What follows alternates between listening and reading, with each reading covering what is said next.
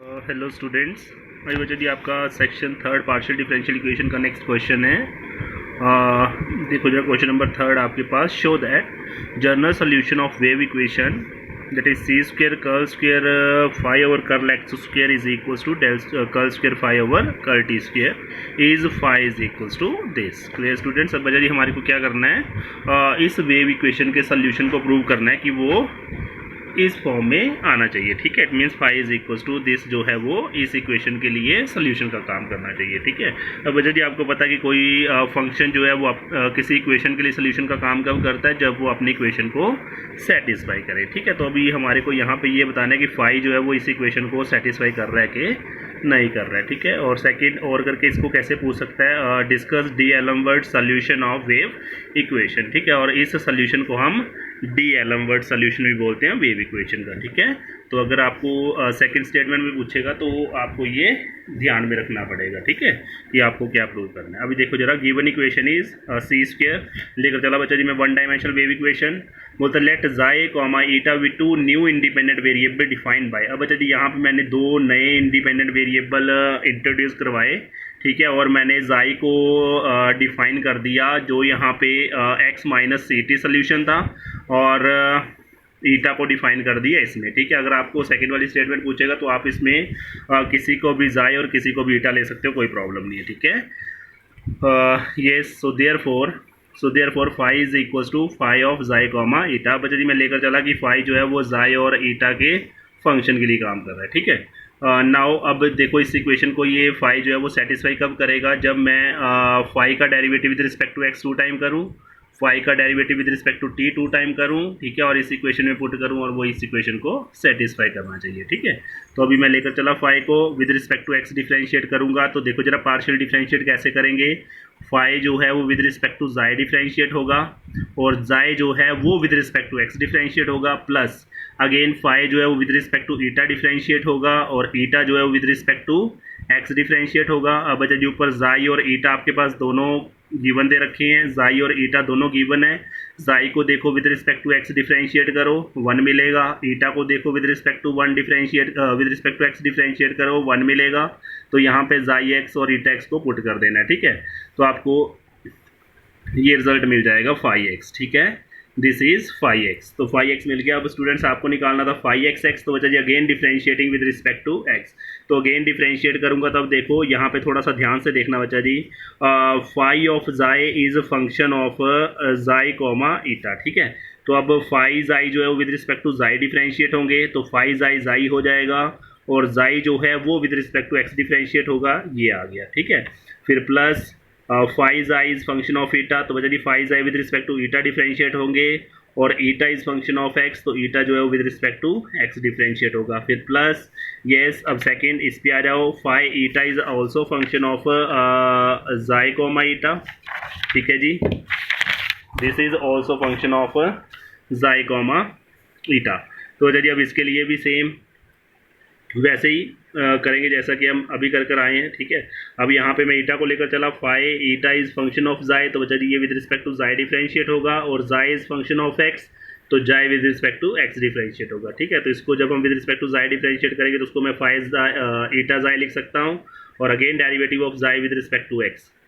फिर plus phi eta is function of eta, तो phi eta with respect to eta differentiate होगा, phi eta eta, और eta is function of x, तो eta with respect to x differentiate होगा। अब यहाँ पे भी जहाँ जहाँ पे आपको जाई एक्स ईटा एक्स दिखाई दे रहा है वहाँ पे 1 1 पुट कर दो, क्योंकि ऊपर आपने डेरिवेटिव निकाला था, तो ये आपको मिल जाएगा। अब फाई एक्स एक्स आपके पास ये आ गया। ठीक है, अब इसको फाई जाई ईटा लिखो या फाई ईटा जाई लिखो, दोनों इक्वल रहते हैं। ठीक है, अब अगेन अब मेरे को फाई का derivative with respect to t चाहिए 2 टाइम, तो चलिए अब मैं फिर से फाई को लेकर चला, अब with respect to t differentiate करूंगा, तो phi is function of xi, तो phi with respect to xi differentiate होगा, xi is function of t, तो xi with respect to t differentiate होगा, plus again phi is function of eta, eta is function of t, तो बच्चा जी phi with respect to eta differentiate होगा, और eta is differentiating with respect to t, तो इसको मैं ऐसा लिख सकता हूँ, दिस इज इन टू, ध्यान देना बच्चा जी, phi t is equals to this. अब बच्चा जी जाई को देखो with respect to t differentiate कर दो, और ईटा को देखो with respect to t differentiate कर दो। ठीक है, और दोनों को उठाओ यहाँ पे पुट कर दो।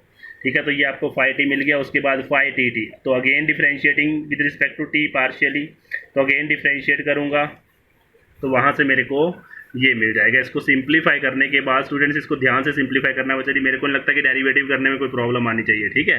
तो यहाँ से आपने फाई टी टी को निकालना है। अब फाई टी टी और फाई एक्स एक्स दोनों को उठाना है, इक्वेशन थर्ड और फोर्थ दोनों को उठाना और इक्वेशन नंबर 1 में पुट कर देना है, ठीक है। अब जब आप पुट करोगे तो वहाँ से आपको फाइज आए ईटा इज इक्वल टू 0 मिलेगा, ठीक है। अब यहाँ से आपने फाई निकालना और फाई आपको उसी फॉर्म में मिलना चाहिए जो आपको स्टेटमेंट में इसने गिवन दे रखा था, जो सोल्यूशन आपको गिवन दे रखा था उसी फॉर्म में आना चाहिए। तो अब बच्चा जी यहाँ पे देखो फाई का डेरिवेटिव विद रिस्पेक्ट टू जाई और ईटा हो रहा है, तो पहले अब मेरे को यहाँ से अगर फाई निकालना है तो इसको मेरे को 2 बार इंटीग्रेट करना पड़ेगा, एक बार विद रिस्पेक्ट टू जाई करूँगा और एक बार विद रिस्पेक्ट टू ईटा करूँगा। तो अभी देखो जरा, यस अब इसको मैं क्या करूँगा, इंटीग्रेटिंग विद रिस्पेक्ट टू जाई। अब पहले मैंने इंटीग्रेट किया विद रिस्पेक्ट टू जाई, तो ये जाई वाला डेरिवेटिव कैंसिल हो जाएगा, फाई ईटा बचेगा और this is equal to some constant of integration. तो बचा जी उस कांस्टेंट को मैंने जाई के लिए कांस्टेंट था ना, तो इसको मैंने ईटा पे डिपेंड करवा दिया, ठीक है। So this thing implies again integrating with respect to eta, तो बचा जी इंटीग्रेट करूँगा विद रिस्पेक्ट टू ईटा, तो यहाँ पे मेरे को बचेगा फाई और is equal to integration of this with respect to eta और plus some other function constant of integration, ठीक है। और उस कांस्टेंट को अब मैंने integrate with respect to eta कर रहा था, तो इसको मैंने फंक्शन को जाई पे डिपेंड करवा दिया, ठीक है। अब बच्चा जी इस फंक्शन को मैं तब तक इंटीग्रेट नहीं कर सकता हूँ जब तक मेरे को ये फंक्शन पता ना हो, ठीक है। तो इसलिए मैंने इस कंप्लीट रिजल्ट को स्मॉल एफ ऑफ एन मान लिया, जो कि मेरे को गिवन दे रखा था स्टेटमेंट में, ठीक है। उसी के अकॉर्डिंग मैंने इसको बना लिया। अब f of eta plus g of xi आ गया। अब ईटा आपने खुद एज्यूम किया था, जाई आपने खुद एज्यूम किया था, और वो हमने इस तरह से किया था ताकि हमारे को रिक्वायर्ड सोल्यूशन मिल जाए, ठीक है। तो अब ईटा की जगह पुट कर दो ईटा को, जाई की वैल्यू जाई की जगह पुट कर दो, ठीक है, और ये आपको सोल्यूशन मिल जाएगा जो आपको बताना था। अब नेक्स्ट जो है देखो जरा, क्या बोलता है, consider Maxwell's equation of electromagnetic theory are given by. अब यदि ये कुछ एक हमारे को मैक्सवेल्स इक्वेशंस दे रखी हैं, that is first is curl dot E vector is equal to 4 pi rho, curl dot H vector is equal to 0 और curl cross E vector is equal to -1 upon c curl H vector over curl t, और this is curl cross H vector is equal to 4 pi upon c iota plus 1 upon c curl t of E vector, ठीक है। अभी ये मेरे को Maxwell's equation दे रखी हैं। बोलता है वेयर, यहाँ पे बचा जी जो ई वेक्टर है इज इलेक्ट्रॉनिक फील्ड, ठीक है, ये जो है वो इलेक्ट्रिक फील्ड के लिए काम कर रहा है। रो इज इलेक्ट्रिक चार्ज डेंसिटी, ठीक है, रो जो है वो इलेक्ट्रिक चार्ज डेंसिटी के लिए काम कर रहा है। एच इज मैग्नेटिक फील्ड, और एच जो है वो मैग्नेटिक फील्ड के लिए काम कर रहा है। And I is current density, और आई जो है वो करंट डेंसिटी के लिए काम कर रहा है। And c is velocity of light, ठीक है। ये जहाँ जो जो यहाँ पे इसने वेक्टर्स यूज़ किए उनको इसने यहाँ पे डिफाइन कर दिया, ठीक है। अब बोलता है show that in the absence of charge. अब बच्चा जी यहाँ पे बोलता है इन इक्वेशंस में अगर हम चार्ज को क्या कर दें, इसको इंडिपेंडेंट कर दें चार्ज से, तो चार्ज से जब इंडिपेंडेंट कर देंगे तो इसका मतलब रो को 0 करना पड़ेगा। एक चार्ज डेंसिटी ये दे रखा है और एक आयोटा दे रखा है जो कि करंट डेंसिटी के लिए काम कर रहा है, ठीक है। तो इन दोनों को 0 करना पड़ेगा, तो ये चार्ज से इंडिपेंडेंट हो जाएगा, ठीक है। तो बोलता है अगर हम इन दोनों से इसको इंडिपेंडेंट कर दे तो E vector then E vector and H vector both satisfy wave equations, ठीक है। तो बोलता है प्रूव करो कि अगर हम इन दोनों चार्ज एलिमेंट्स को 0 कर दें, ठीक है, तो जो ई और एच वेक्टर जो है वो वेव इक्वेशन को सेटिस्फाई करेंगे। सो देखो जरा, सबसे पहले मैं मैक्सवेल्स इक्वेशंस को एज इट इज लेकर चला, जो मेरे को दे रखी थी, चारों इक्वेशंस को लेकर चला।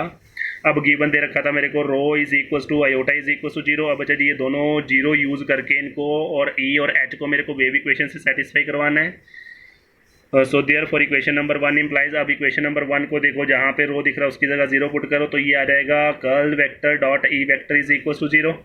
This is equation number 5। वैसे ही इक्वेशन नंबर 4 में देखो जरा, जहाँ पे आपको आयोटा दिख रहा है उसकी जगह 0 पुट कर दो, तो ये आ जाएगा curl vector cross H vector is equal to 1 upon c curl over curl t of E vector रहेगा। This is equation number 6। अब नाउ अब यदि यहाँ से मैं इक्वेशन नंबर 3 से वेव इक्वेशन को उठाकर चला, इक्वेशन नंबर 3 से मैं इस वेव इक्वेशन को उठाकर चला, बोलता टेकिंग, उसके बाद मैंने क्या किया, taking curl on both side, दोनों तरफ मैंने क्रॉस प्रोडक्ट ले लिया कर्ल के साथ, ठीक है।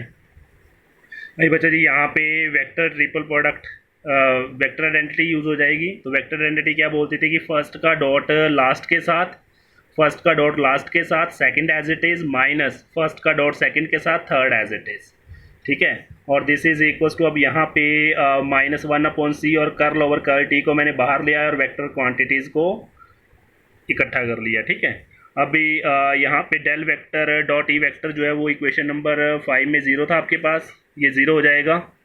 तो ये बचा हमारे पास minus del square curl square v E vector is equals to this result. अब this result is in equation number 6 del vector cross H vector is equals to this.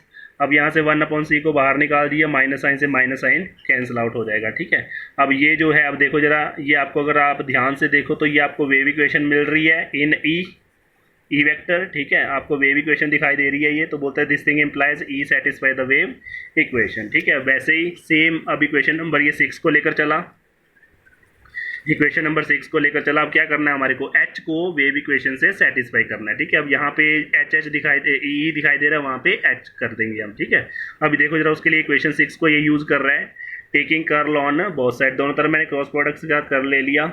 अब चलिए यहाँ पे वेक्टर आइडेंटिटी से मैंने फिर से इसको ओपन कर दिया, दिस डॉट दिस, फर्स्ट का डॉट थर्ड के साथ, second as it is, minus this is first का डॉट सेकेंड के साथ, थर्ड एज इट इज़, और this is equals to 1/c curl over curl t को बाहर लिख दिया और ये आ जाएगा, ठीक है।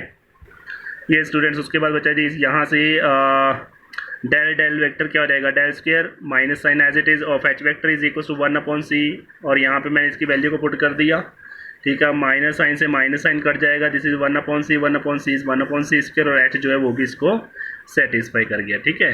अभी स्टूडेंट्स नेक्स्ट बचा जी क्वेश्चन नंबर 5, ठीक है, और क्वेश्चन नंबर 6 ये आप खुद करोगे, ठीक है। अब नेक्स्ट वीडियो में मैं आपको क्वेश्चन नंबर 7 से करवाऊंगा, ठीक है। लेकिन यहाँ तक आपने इसको अच्छे से देख लेना, ठीक है। अभी